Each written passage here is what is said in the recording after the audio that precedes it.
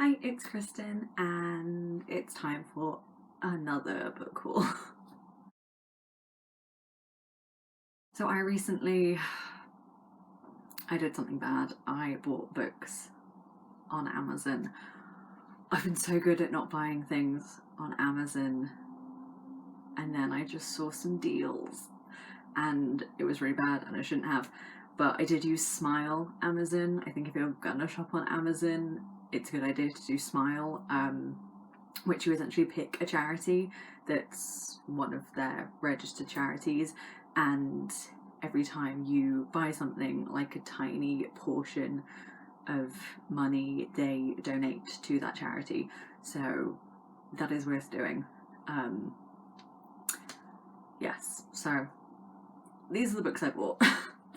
I initially placed the order because I saw this first book I'm going to show you on offer very cheap, and it's one that I've been wanting to reread. I read it a couple of years ago, got it out from the library, and as basic and cliche as it may be, I loved it. And that's The Hating Game by Sally Thorne.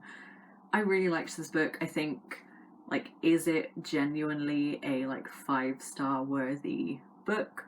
Maybe not, but I had so much fun with it that it sort of was a 5-star book for me. It gave me that 5-star feeling because I just had a really good time. This is about Lucy and Josh, who are workplace rivals. They don't get along, they don't like each other, or do they? So yeah, it's workplace rivals to lovers, by way of tentative friendship. um, So yeah, I enjoyed this one. I think it's just a fun rom-com if you like that kind of thing. So I bought it. That led me on to other rom-coms that were on sale. I'm in a rom-com mood. I feel I'm in my rom-com era, or I want to be in my rom-com era. So I also have The Ex-Hex by Erin Sterling. This one is about a young witch who had a romance with a guy, and it got broken off and it didn't end well, and she placed a curse on him, and 9 years later he comes back to town and things get complicated, or the curse is enacted as he comes back to town. So yes, I think this just sounds fun. I've heard mixed things, but I think even if it's a 3-star, it'll be a fun 3-star. Then we have The Unhoneymooners by Christina Lauren. I've read a Christina Lauren before and I didn't love it. I think the one I read was Dating You, Hating You, which has a similar premise to The Hating Game, so it was a possibility for me to love it, but I just didn't. This one sounds perhaps a bit more up my alley in terms of their writing. I've heard mostly good things about this one. So it's two sworn enemies. Their siblings are getting married, and then at the wedding, or just before, they get really bad food poisoning, or they get sick or something, and so they don't want to waste the honeymoon, so they offer Olive and Ethan, the sister and the best man, their honeymoon, because they think it's all been paid for, why not use it? So these two people who don't like each other end up going on a romantic getaway together, and I think that premise just sounds fun and it could be a good laugh, and I do like a rivals enemies to lovers scenario. I mean, this is more rivals to lovers than enemies to lovers, but either way I like that setup. It's a trope I really enjoy. So I'm excited to get to this one. Then we have another Christina Lauren, which is Josh and Hazel's Guide to Dating, to Not Dating. Josh and Hazel's Guide to Not Dating, which is a friends to lovers, which is not normally my kind of thing. It's not one of my preferred tropes, but I've heard good things about this. I do know the, like, not plot twist, but like the plot point at the end, and I'm not huge on that, but if it's done well, I think I could be okay with it. So this is like my tester for that. If you've read it, you probably know what I'm talking about. If not, this will make no sense to you. But yeah, there's a trope in it that I'm not huge on, other than friends to lovers. Friends to lovers can work really well if done well. Yeah, so I'm excited to read this. It's, yeah, just about two friends who I think decide to like set each other up on dates, but then throughout those dates they realise that actually they have more fun with each other, which sounds like it could be cute. So we've got this one. Then last up for the rom-coms, we have, or the romances, we have The Roommate by Rosie Danan. This one I heard about a while ago. I heard great things initially, and then some more negative reviews started coming out. But I'm still really excited by the premise of this. So the main character is called Clara, and she is like a good girl, a goody two shoes. She has that kind of like sort of well-mannered and eager to please kind of personality type, and she finds herself sharing a house with a stranger, and he's very handsome and he takes notice of her, and she then finds out what he does for a job. I believe he is a sex worker of some sort. And then I believe they go on this like sort of journey together of him teaching her or like encouraging her to be more sexual and to like discover herself and what she wants, and yeah, she's all for having better sex and he helps her with that. And I just think that sounds like fun. So yeah, I'm really excited to get to this one. I love a romance, and I believe this one's quite smutty or has some like good sex scenes in it. I'm not sure about the others that I've not read, but I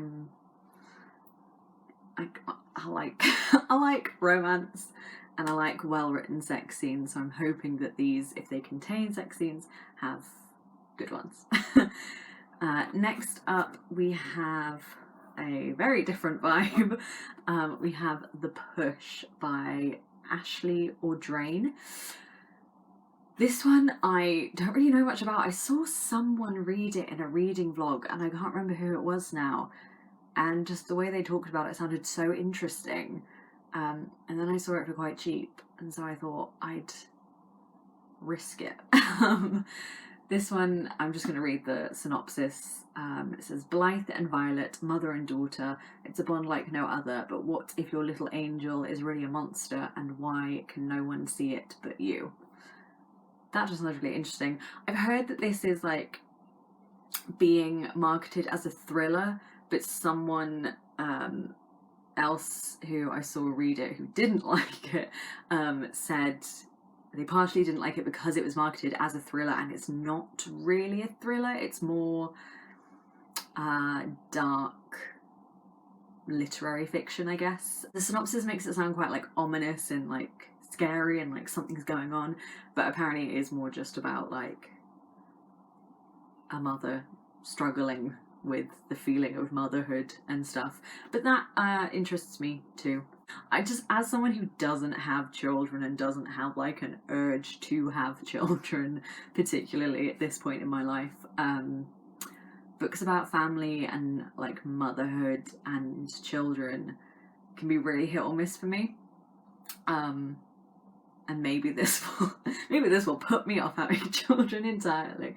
But no, I think this one could be interesting. So I'm excited to read it. It's a lot bigger than I thought it was. It's not like big by any means, but I thought it was a lot shorter than it is. And next up we have Ariadne by Jennifer Saint. I just like Greek myth retellings. I read Song of Achilles last year, then earlier this year I read The Silence of the Girls, which are both about the Trojan War, Achilles and Patroclus and Briseis and their relationship. This one is about Ariadne. And yeah, just about her life. It says Ariadne has heard too many tales of women being punished for the acts of men, and she is determined to set her own fate. But will she find herself sacrificed for her lover's ambition? I love a Greek myth retelling. Again, if done well. I feel like there's caveat to like every single book. I like it if it's done well. That you could literally say that about anything. The cover of this is gorgeous. And yeah, I've just been on a bit of a Greek myth retelling kick, or like, again, I want to be. And I'm all for centering women in stories that have been traditionally about the men. So excited to get to this. And last up, we have one that I have read before. We have Daisy Jones and the Six. I read this twice before on audiobook. I've never read it physically, but I think the audiobook is fantastic. It's like a full cast audiobook. It's done really well. My friend is currently reading it because I recommended it to her, and I think her mum is also listening to it. But I really like the story. I like things about music and performing. I used to sing when I was at uni.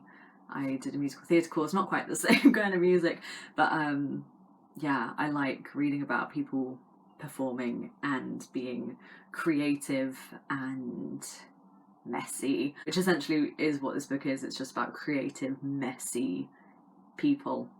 And I enjoy it. And I only reread it this year on audiobook, so I'm going to wait a while and then I'm going to try reading it physically. I feel like maybe the audiobook is better because it's all done in interview format, so having the people speaking makes a lot more sense. So I wonder if that translates as well when it's written down, but I would like to read it physically. And I'm very excited about the series they're making with Sam Claflin as Billy Dunn. The cast all look really cool in the costumes that I've seen from like pictures behind the scenes on set. I love it. It's like set during the 70s and 80s, and that era of like that style and the fashion I think is captured really well in this, and I just love it. So that is everything from this book haul. That is 8 books, I believe, and I'm really excited about all of them, and I can't wait to get to them. I'm just going to be reading romance after romance and then maybe breaking it up with my Greek mythology and literary fiction. Yes, that is everything. So thank you for watching. If you've read any of these or have recently bought any of these, let me know. I'd love to hear what you thought, without spoilers, please. But yeah, I'm excited to get to all of these, and I'm sure 1 or 2 at least of these will appear in some sort of reading vlog in the future. So thank you for watching, and I will see you soon with another video. Bye!